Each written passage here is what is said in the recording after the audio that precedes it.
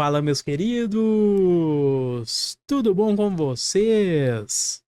Sejam todos bem-vindos a mais um vídeo por aqui e hoje faremos uma revisão final para o Concurso Nacional Unificado da disciplina de Ética Profissional, que está dentro do conteúdo de Ética e Integridade.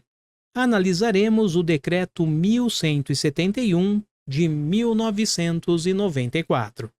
Basicamente, passaremos por todos os dispositivos, com exceção de 2 itens. Não veremos os deveres do servidor e as proibições. Estes assuntos você encontra no curso teórico deste decreto, que está disponível aos membros do canal. Então fica o convite por R$ 4,99 para que você se torne membro do canal e tenha acesso a este decreto na íntegra, ok? Pessoal, então vamos lá. Antes de começar, se você puder deixar o seu like para fortalecer o nosso trabalho, eu agradeço demais. Bom, com estes recados, agora sim vamos ao conteúdo do vídeo. O Decreto 1171 de 94 nos traz regras da ética, regras comportamentais do servidor. Então, temos aqui, pessoal, logo de cara no item 1, que a conduta do servidor público precisa, tanto no exercício do cargo dentro da repartição, como fora do cargo, fora da repartição, respeitar alguns primados, alguns princípios.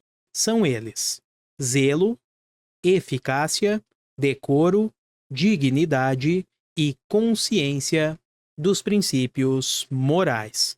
Então, o servidor público, dentro do cargo ou fora do cargo, precisará observar estes primados.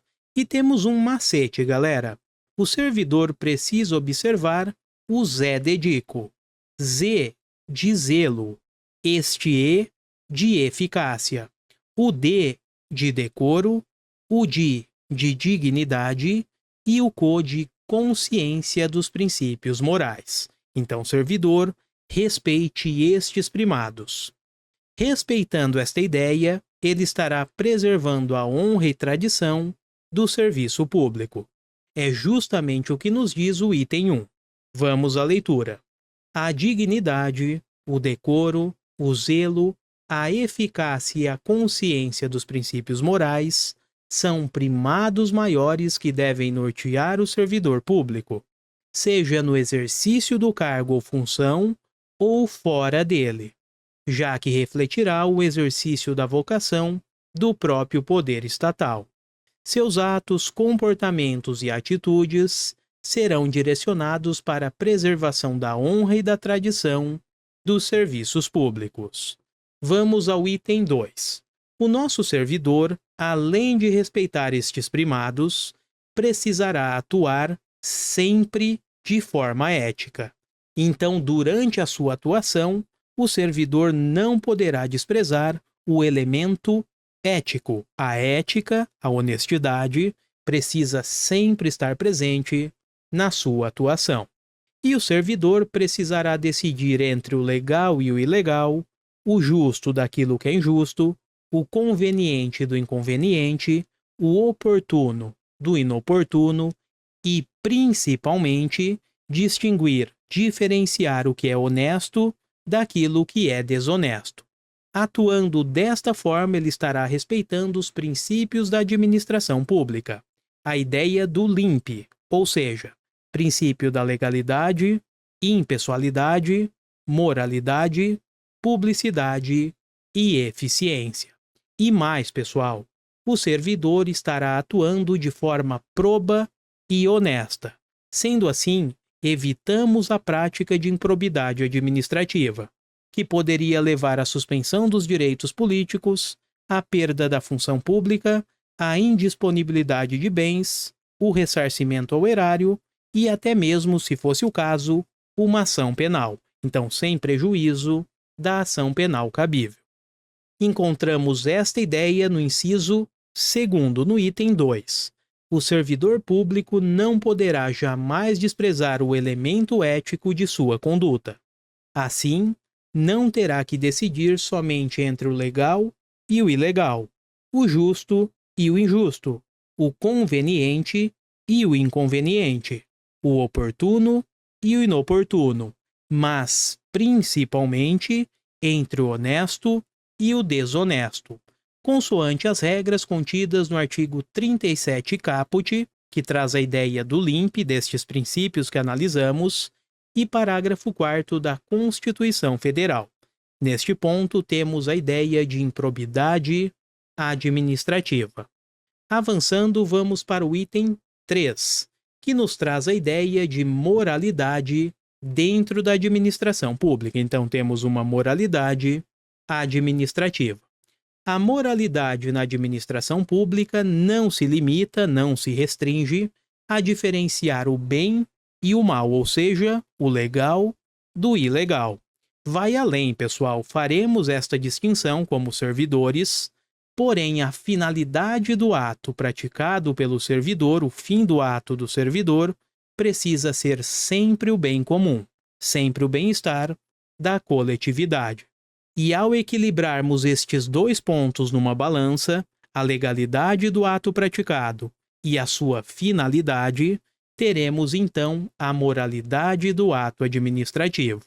É o que nos diz o item 3. A moralidade da administração pública não se limita à distinção entre o bem e o mal, devendo ser acrescida da ideia de que o fim é sempre o bem comum.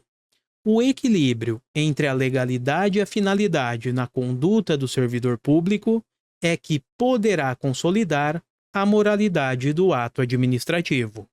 Avançando, o item 4 nos traz a ideia de remuneração.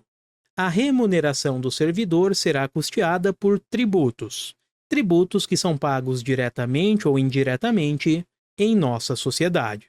Bom, o próprio servidor integra a sociedade e paga seus tributos. Sendo assim, ele também está custeando a sua remuneração.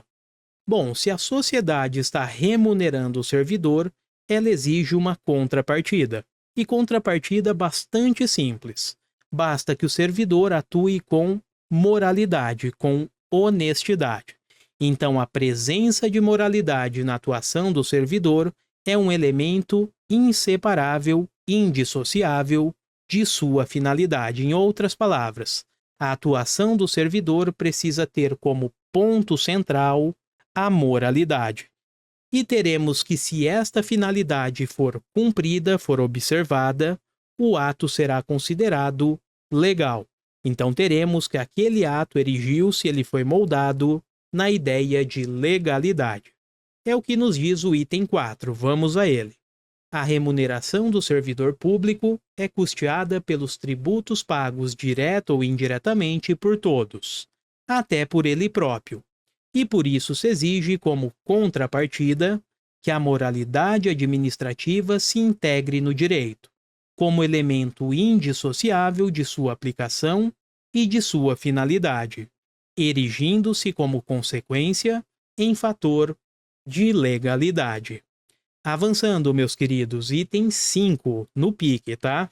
Temos agora o servidor público trabalhando na comunidade, trabalhando em nossa sociedade.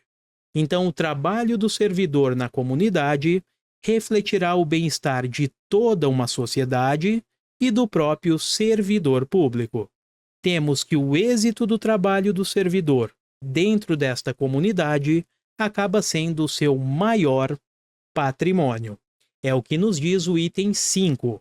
O trabalho desenvolvido pelo servidor público perante a comunidade deve ser entendido como acréscimo ao seu próprio bem-estar, já que, como cidadão, integrante da sociedade, o êxito desse trabalho pode ser considerado como o seu maior patrimônio.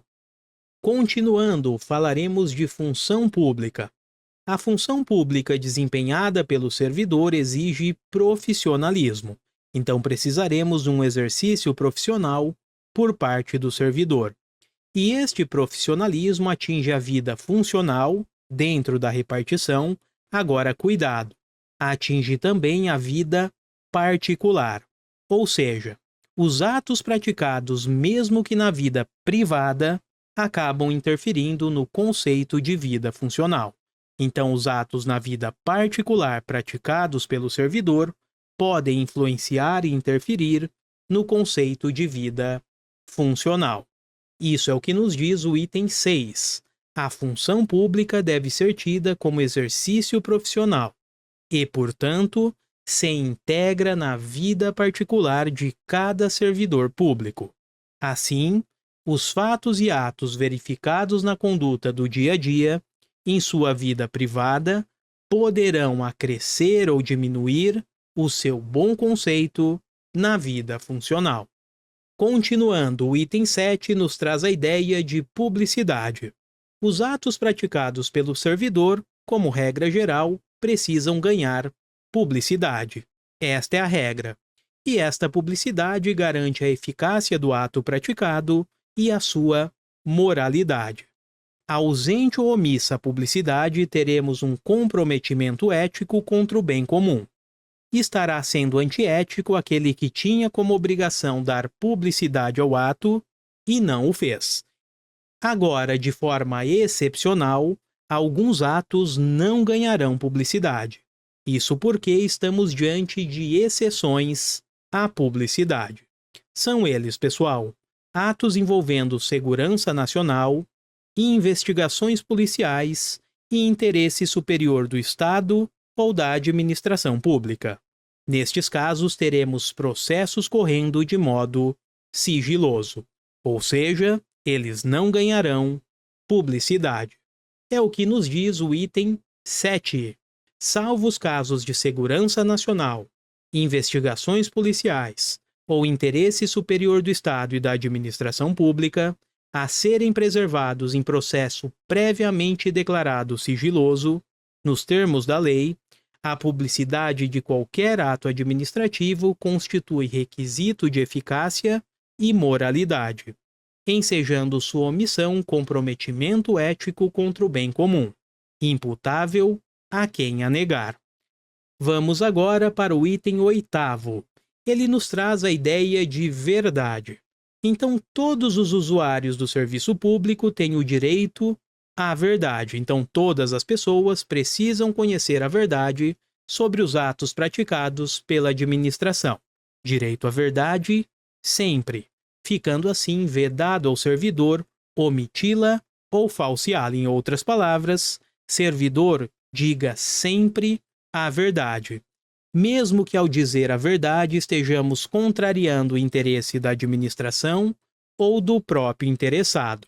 Afinal de contas, nenhum Estado cresce ou se estabiliza tendo como hábito o erro, a opressão e até mesmo a mentira. Resumo da ópera: servidor, sempre diga a verdade.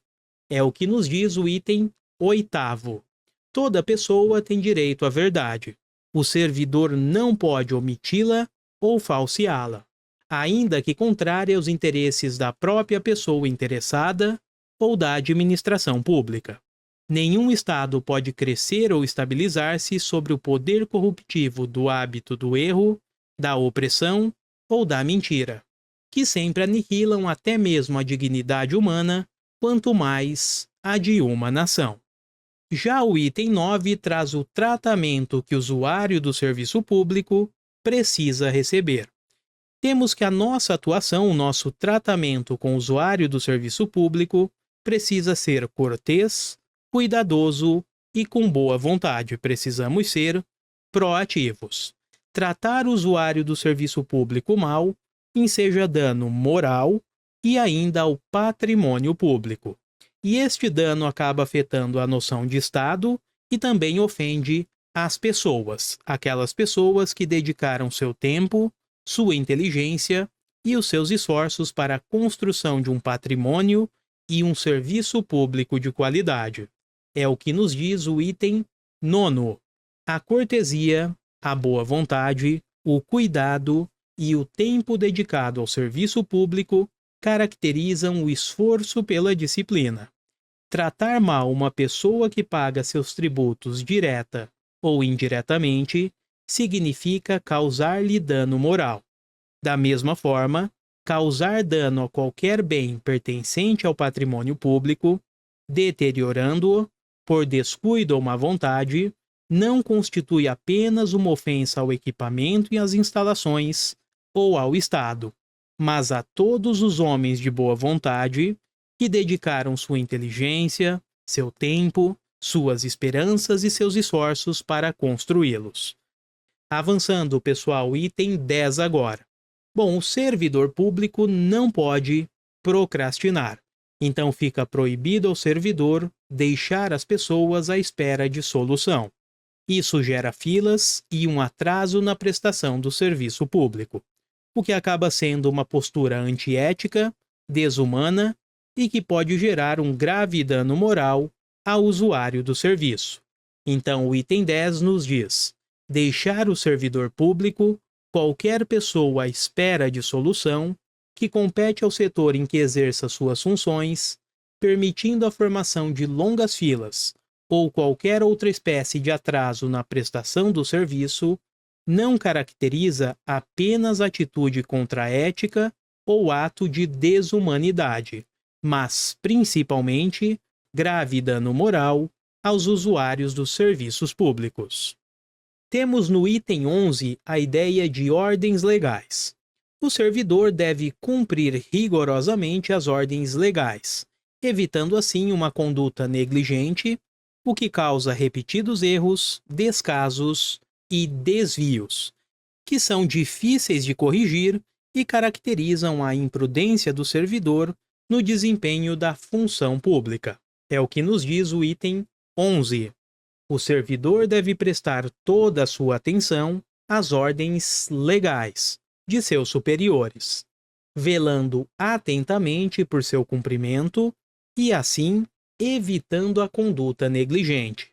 Os repetidos erros, o descaso e o acúmulo de desvios tornam-se, às vezes, difíceis de corrigir e caracterizam até mesmo imprudência no desempenho da função pública. Já o item 12 nos traz a ideia de ausências. Temos ausências justificadas e injustificadas. As ausências justificadas, aquelas que apresentam uma motivação para o servidor não comparecer à repartição, são possíveis e não geram consequências. Agora, ausências injustificadas trazem consequências, pessoal. A primeira é a desmoralização do serviço público, e quase sempre estas ausências geram uma desordem nas relações humanas. É o que nos diz o item 12. Toda ausência injustificada do servidor de seu local de trabalho é fator de desmoralização do serviço público, o que quase sempre conduz à desordem nas relações humanas. Seguindo, pessoal, item 13 agora, temos a ideia de um caráter colaborativo. O servidor deve trabalhar em harmonia e respeitando os colegas e cidadãos, colaborando e recebendo colaboração. Desta forma, teremos o crescimento e engrandecimento da ideia de nação. Então, temos aqui um caráter colaborativo entre todos os atores envolvidos. É o que nos diz o item 13. O servidor que trabalha em harmonia com a estrutura organizacional, respeitando seus colegas e cada concidadão, colabora e de todos pode receber colaboração, pois sua atividade pública é a grande oportunidade para o crescimento e engrandecimento da nação. Avançando, vejamos agora a ideia de comissão de ética. Bom, este assunto é importantíssimo e sempre aparece em prova. Primeiro ponto, a comissão de ética possui 3 grandes funções: orientar e aconselhar sobre a existência de uma ética profissional, no trato com as pessoas e com o patrimônio público. E, além disso, deve dar ciência ao servidor da existência de um procedimento chamado censura. Uma outra função da comissão de ética é fornecer os registros sobre a conduta ética do servidor, e estes registros auxiliam a fundamentar eventuais processos de promoção. tá? Então temos aqui, ó, fornecer os registros sobre a conduta ética para efeito de instruir e fundamentar as promoções e demais procedimentos na carreira.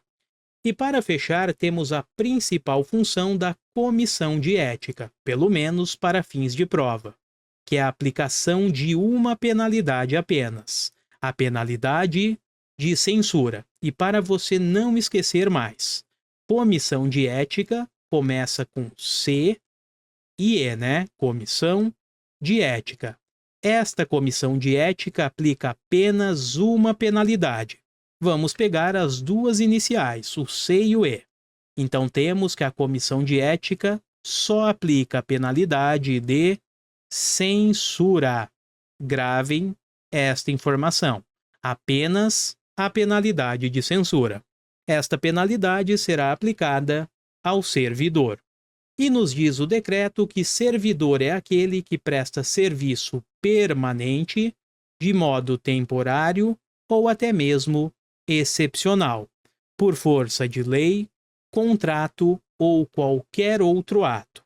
E este serviço será prestado ao Estado em sentido amplo, envolvendo aqui, ó, abrangendo a administração direta e a administração indireta também. E por fim, pessoal, temos que esta penalidade de censura deverá ter a fundamentação do seu parecer, a assinatura de todos os integrantes da comissão de ética e, eventualmente, a ciência do faltoso, a ciência daquele integrante que não está presente naquele momento. E para fechar, vejamos a literalidade do decreto. Em todos os órgãos e entidades da administração pública federal direta, indireta, autárquica e fundacional, ou em qualquer órgão ou entidade que exerça atribuições delegadas pelo poder público, deverá ser criada uma comissão de ética encarregada de orientar e aconselhar sobre a ética profissional do servidor, no tratamento com as pessoas e com o patrimônio público, competindo-lhe conhecer concretamente de imputação ou procedimento suscetível de censura. Já o item 18, o 17 foi revogado, tá? Nos diz que a comissão de ética incumbe fornecer aos organismos encarregados da execução do quadro de carreira dos servidores os registros sobre a conduta ética, para efeito de instruir e fundamentar promoções e para todos os demais procedimentos próprios da carreira do servidor público. Temos ainda o item 22, tá? Pulamos alguns itens porque também foram revogados. O 22 é o mais importante deste ponto e nos diz que a pena aplicável ao servidor público pela comissão de ética é a de censura, e sua fundamentação constará do respectivo parecer assinado por todos os seus integrantes, com ciência do faltoso. E para fechar, temos o item 24. Para fins de apuração do comprometimento ético, entende-se por servidor público todo aquele que, por força de lei, contrato ou qualquer ato jurídico, preste serviços de natureza permanente, temporária ou excepcional, ainda que sem retribuição financeira, desde que ligado diretamente a qualquer órgão do poder estatal, como as autarquias, as fundações públicas, as entidades paraestatais, as empresas públicas e a sociedade de economia mista, ou em qualquer setor onde prevaleça o interesse do Estado. Bom, então é isso e assim fechamos a nossa revisão para o CNU, a nossa revisão de ética profissional. Galera, eu preciso agradecer a cada um de vocês que esteve conosco nesta jornada e confiou no nosso trabalho e no nosso canal. Teremos aqui mais conteúdos para outros concursos e, obviamente, eu conto com a parceria de vocês, tá? E estarei na torcida para que você faça uma excelente prova e, se Deus quiser, no domingo, teremos o seu dia. e teremos então a sua aprovação e, consequentemente, a sua nomeação. Estarei aqui na torcida por cada um de vocês. Novamente, meu muito obrigado, fiquem com Deus e uma excelente prova no domingo. Grande abraço, meus queridos, e até a próxima. Valeu!